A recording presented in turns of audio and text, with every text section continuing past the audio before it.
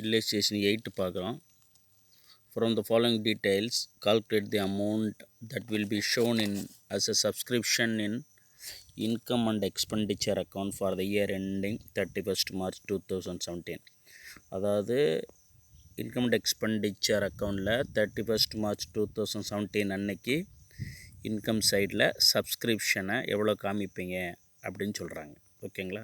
இப்போ என்னென்ன கொடுத்துருக்காங்க பாருங்கள். சப்ஸ்கிரிப்ஷன் ரிசீவ்டு ஃபார் அமௌண்ட் கொடுத்துருக்காங்க. 2015-16க்கு 7500, 2016 அதாவது முதல்ல 2015-16க்கு 7500, 2016-17க்கு 60,000, 2017-18க்கு 1500, டோட்டலாக வந்து 69,000. ஓகேங்களா?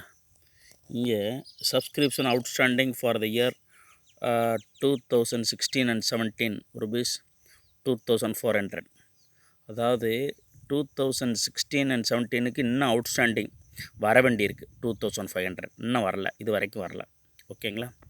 அடுத்த subscription for 2016-17 received for 2015-16 was 1000.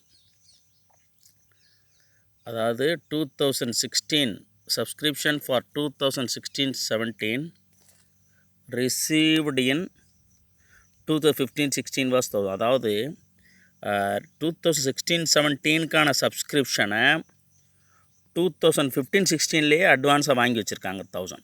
அது எந்த வருஷத்துக்குரியது? 2016-17ஓட அதை சேர்க்கணும். ஓகேங்களா? இப்போ பாருங்கள். இப்போ சொல்யூஷன் வந்து டெபிட்டு, இந்த பக்கம் credit, income and expenditure account for the year ended 31st March 2017 போட்டுருணும். Left side expenditure amount, income amount, inner column outer column போட்டிருக்காங்க.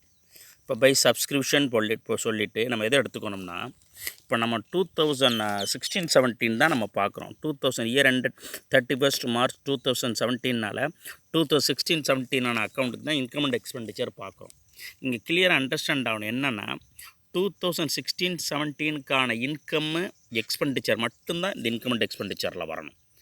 2016-17க்கு ரிலேட்டடாக மட்டும்தான் வரணும். அதனால் நம்ம 3 வருஷம் கொடுத்துருந்தா கூட நம்ம எதை எடுத்துக்கிறோம்? நம்ம வருஷத்தை மட்டும் எடுத்துக்கோங்க. 2016-17க்கு தான் நமக்கு தேவை.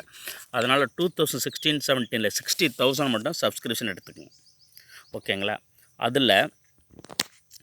இதில் இந்த வருஷத்துக்கு 2016-17க்கு அவுட்ஸ்டாண்டிங் இன்னும் வர வேண்டியிருக்கா அப்படின்னா அதை ஆட் பண்ணணும். இந்த வருஷத்துக்குரிய சப்ஸ்கிரிப்ஷன் வர வேண்டியிருந்தால் ஆட் பண்ணணும். அதனால் சப்ஸ்கிரிப்ஷன் அவுட்ஸ்டாண்டிங் ஃபார் 2016-17 2400. இந்த வருஷத்துக்கு ஒரு அவுட்ஸ்டாண்டிங் இன்னும் வர வேண்டியிருக்கு. அது இந்த வருஷம் இன்கம். அதனால் அதை ஆட் பண்ணிக்கணும்.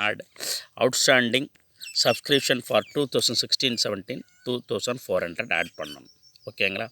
அடுத்து சப்ஸ்கிரிப்ஷன் 2016-17 ரிசீவ்டு இன் அட்வான்ஸ். அதாவது அட்வான்ஸ் மாதிரி அட்வான்ஸ் சொல்லலை, நான் சொல்கிறேன். இப்போ அதாவது அட்வான்ஸாக 2015-16லேயே 1000 இந்த வருஷத்துக்குரியதை வாங்கி வச்சுருக்காங்க. 2016-17 அதுவும் இந்த வருஷத்துக்குரிய இன்கம். அதனால் அதையும் ஆட் பண்ணணும். Subscription received in advance in 2015-16 for 2016-17. 2016-17க்காக 2015-16லேயும் அட்வான்ஸாக 1000 வாங்கி வச்சுருக்காங்க. அதுவும் இந்த வருஷம் இன்கம். அதையும் இதை ஆட் பண்ணணும். அப்போ டோட்டல் ஆட் பண்ணால் 63,400. இது மட்டும்தான் அவுட்டர் காலத்தில் இன்கமில் காமிக்கணும். ஓகேங்களா? அதில் இந்த ரெண்டு மற்றதெல்லாம் இங்கே பாருங்கள். இதில் வந்து நீங்கள் வந்து எல்லாம் டோட்டல் 69,000 எடுத்துக்க தேவையில்லை. எடுத்துக்கிட்டால் அதை கழிக்கணும். அது அவங்களுக்கு தேவையில்லை. அடுத்த பெரிய சம்பவம் வரும்னு நான் சொல்கிறேன். இப்படி கொடுத்துட்டாங்களே, இந்த வருஷத்துக்கு 16-17 மட்டும் எடுத்துக்கங்க. 60,000 அதிலிருந்து ஆரம்பிங்க. ஓகேங்களா? இந்த டுட்டோரியல் நோட்டு ஒரு வாட்டி பாருங்கள்.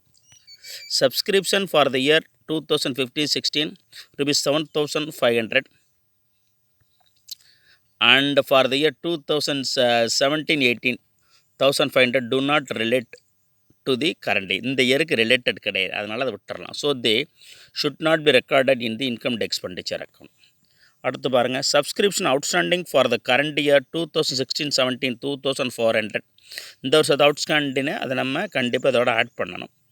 It should be added with the amount of subscription received in 2016-17 add பண்ணிடுன்னு சொல்லியிருக்காங்க. ஓகேங்களா? திரும்ப திரும்ப பாருங்கள், லைக் பண்ணுங்கள், ஷேர் பண்ணுங்கள், சப்ஸ்கிரைப் பண்ணுங்கள்.